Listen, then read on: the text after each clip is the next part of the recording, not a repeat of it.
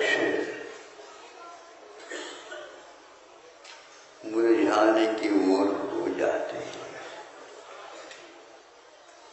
म्लान हो जाते हैं, सूखने को हो जाते हैं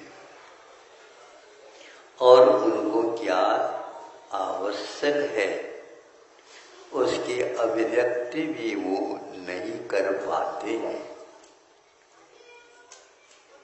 वह बोल नहीं सकते, वो किसी को उस प्रतिकार के लिए सहयोग की वांछा चाहते तो होंगे, ऐसी बात है ही नहीं, लेकिन फिर भी उसका कोई भी सक्रिय सहयोग उसे मिल नहीं पाता। एक स्थान पर चित्र देखा था, छोटे भाई और बहन अपने हाथ में छोटे ही कलशी सही पानी की और दोनों मिलकर के उसके ऊपर धार दे दी। फिर क्या कहना, क्या हुआ बताओ? फिर क्या कहना, एकदम उस वृक्ष के छोटे पौधे के सब पत्ते हरे तो थे ही, लेकिन मुरझाने की ओर से उसका नया जीवन सा उछला।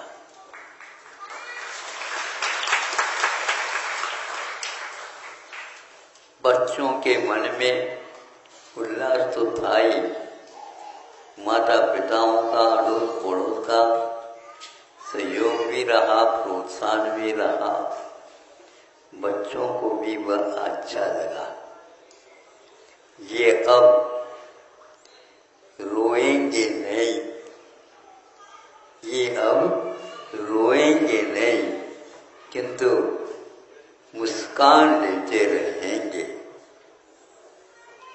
लू भी चली तो वह अब वृक्ष के पास आकर के वह लू भी ठंडक का अनुभव करती है। यह निश्चित है, हवा में भी एक प्रकार से तड़पन होती होगी। वृक्षों के पास आने के उपरांत उन्हें शीतलता मिल जाती है। बड़ा पौधा हो जाएगा, वृक्ष हो जाएगा, तो वृक्ष स्वयं बुलाने लग जाएगा किनको? राहगीर को, अरे भैया धूप बहुत है, लू चल रही है, थोड़ी से बैठ जाओ। कहाँ पर बैठ जाओ? लू में।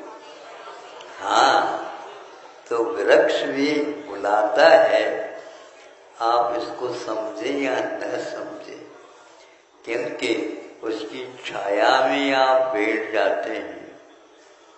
उसमें कितने जीव होंगे पता नहीं, किंतु वो बड़े होने के कारण उस वृक्ष के द्वारा दूर दूर तक वह छाया पहुंचती है। लू भी आकर के वहां पर अपने आप की शीतलता में डूब जाती है, उसका भी अभिषेक हो जाता है। ये सब कुछ उसके लिए सहयोग देने का फल है। आप लोग भी यदि आपस में इस प्रकार कार्य करेंगे, निश्चित रूप से जड़ों में भी एक प्रकार से स्फूर्ति आ जाएगी। अब जड़ सूख नहीं पाएंगे, किंतु वह भी उस वृक्ष की रक्षा के लिए खोज में निकलेंगे, राशन पानी आदि पाएंगे। इस प्रकार जीवन यापन करते समय कष्ट के बदले में प्रसन्नता का, एक संवेदना का अनुभव हो जाता है। इसलिए बच्चों को पाठ दिया जाता है एक पाठ्यक्रमों में, पुस्तकों में एक वृक्षारोपण अपने जीवन में जितना करोगे उतने ही आप लोगों के जीवन में शांति मिलेगी। ये पालन शब्द, ये पोषण शब्द अपने आप में जीवन की रक्षा के प्रतीक बन जाते हैं। इसलिए आप लोगों को ऐसे पाठ देना चाहिए बच्चों के लिए जिसके द्वारा केवल अपने ही घर का नहीं किंतु औरों के घर के बारे में भी वो सोचने लग जाए, उनके लिए भी कुछ ऐसी छाया बनाने की आप लोगों के मन में भावना उत्पन्न होना चाहिए।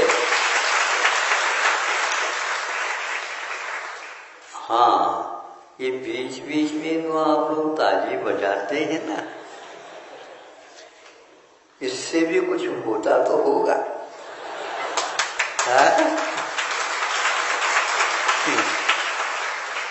लेकिन ज्यादा नहीं बजाना चाहिए।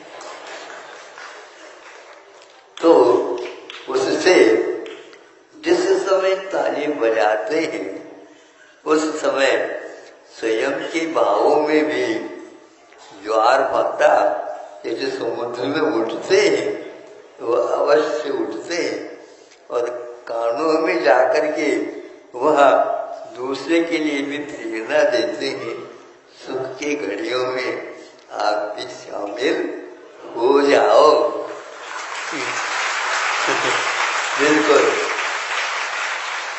आचार्यों ने इसके लिए इसलिए कहा घंटा ध्वजाज परिवार विभूषिते जो, ये मंदिर वगैरह में घंटा लगाए जाते हैं,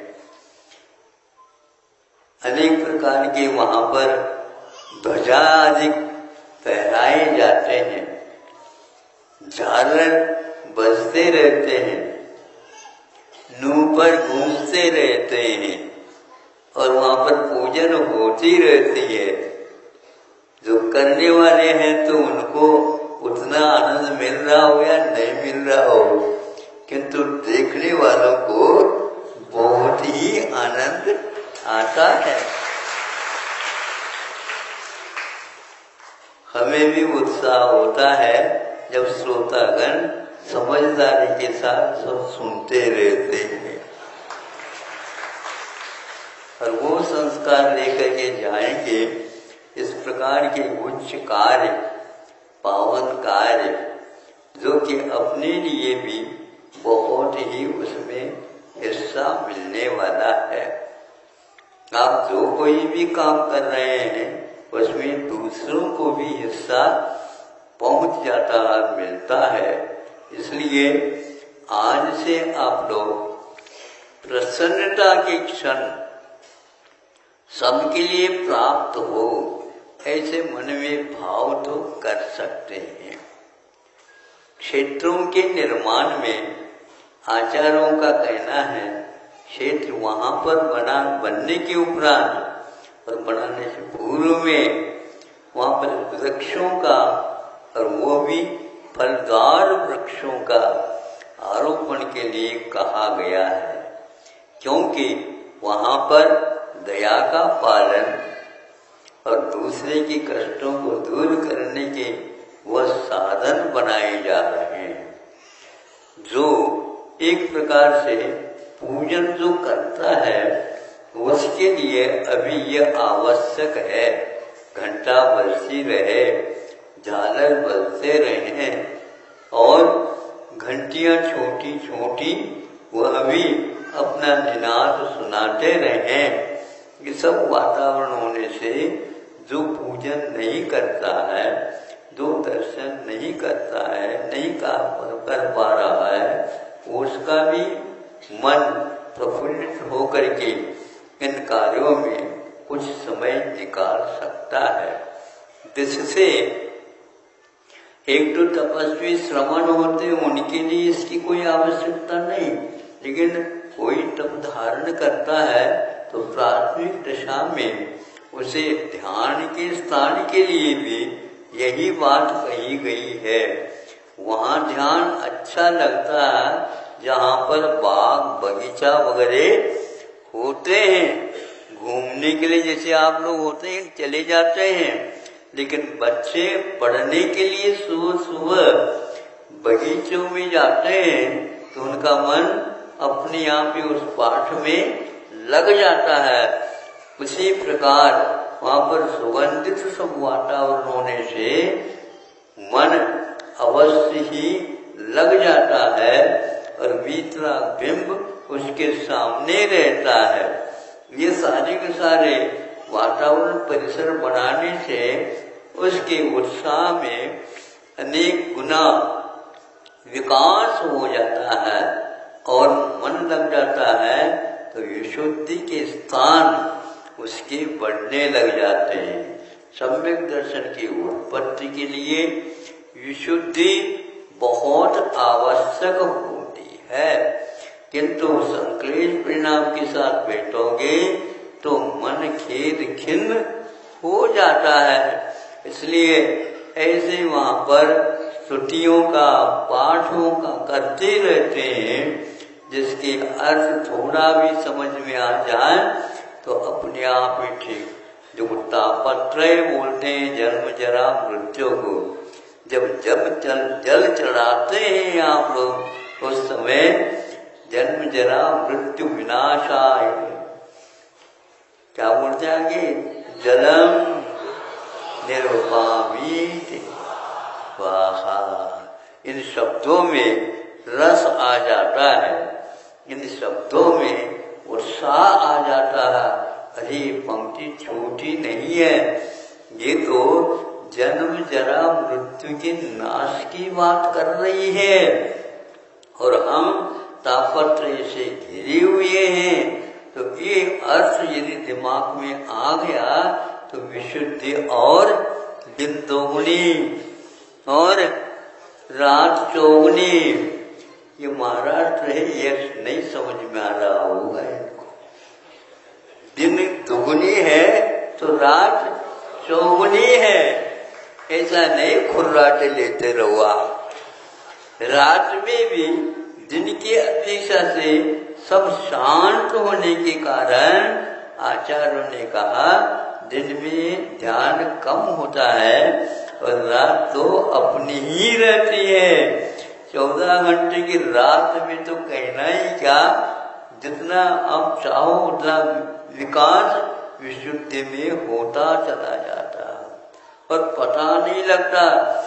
दिन की 1 घंटा भी रात के 4 घंटे निकलने में सुविधा हो जाती, पता ही नहीं, क्योंकि कोई प्रकाश तक नहीं रहता। जिस समय हम एकाग्र और विशुद्ध स्थानों को पूर्ण चढ़ते हुए चले जाते हैं, इसलिए सम्यक दर्शन के लिए, चारित्र के विकास के लिए आचार्यों ने विशुद्ध स्थान को बहुत ही बड़ा स्थान दिया है, जिसके माध्यम से वह मिथ्यात्व वाले सब कर्मों को नष्ट करके ऊपर चढ़ जाता है। विकास के सोपान जब चढ़ने लग जाते हैं तो उत्साह और बढ़ जाता है और उस समय नीचे न देख करके ऊपर ही देखता चला जाता है। उससे उसको लगता है कि अब हम स्थान तक पहुंच रहे हैं। कौन से स्थान? उच्च स्थान जिसको बोलते हैं। फिर इसके उपरांत न नीचे आना होता है और न ही और आगे बढ़ना होता है, शांति के साथ रहना होता है। इसलिए हमें इन विशुद्धियों को बढ़ाने के लिए स्थानों का भी निरीक्षण करना आवश्यक होता है।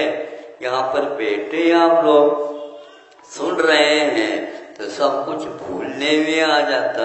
यदि बिठा दिया जाए धूप में, आप तो सुन लो, हम छाया की बात कर रहे हैं, तो आपको सुनने में सुविधा नहीं होगी। यहाँ पर कोई व्यवस्था ही नहीं है। आप साथ थोड़ी सी व्यवस्था ले आते तो बहुत अच्छा है। क्योंकि आज तो फोल्डिंग व्यवस्था होती है ना, साथ ले आओ करो, नहीं आपको ये चाहिए, यहाँ पर व्यवस्था दोगे तो अवश्य ही हम आ सकते हैं। और यहाँ पर आने के उपरांत यदि मन लग गया तो आप बिना मांगे भी हम दे देंगे। इस प्रकार यह देने की बात में जो गांठ लगाने की बात थी, तो वह गांठ खोल करके वो देना भी पसंद करेंगे क्या? नहीं करेंगे। नहीं भी हो तो हम कोशिश करेंगे और उसको जुटाएंगे। ऐसे भाव अपने आप होने लग जाते हैं। किसी किसी को खाने में आनंद आता है तो किसी किसी को खिलाने में आनंद आता है। हमारे लिए तो हमेशा हमेशा शिकायत मिलती है और हम भी उस शिकायत को बहुत ही आनंद के साथ स्वीकार कर लेते हैं। उस स्वीकारता से अपने आप ही स्व और पर का उत्साह बढ़ जाता है। इतना ही पर्याप्त है। अब आगे 11 तारीख को जो कि रक्षाबंधन का दिवस आ रहा है, जो आपने आवेदन पत्र को बांटा था, उसका काम भर्ती करने की अपेक्षा से सुनते ही प्रारंभ हो गया है और वह तीव्र गति से बढ़ने का भी एक प्रकार से अनुमान लगाया जा रहा है। यहाँ के कमेटी अथवा यहाँ के कार्यकर्ता अपने आप में अभिव्यस्त हो जाएंगे। ये समझे दूसरे लोग वह महोत्सव मना लेंगे और आप उस मनाने के लिए नींव का काम अवश्य करेंगे, ऐसा भाव है। अहिंसा परमो धर्म।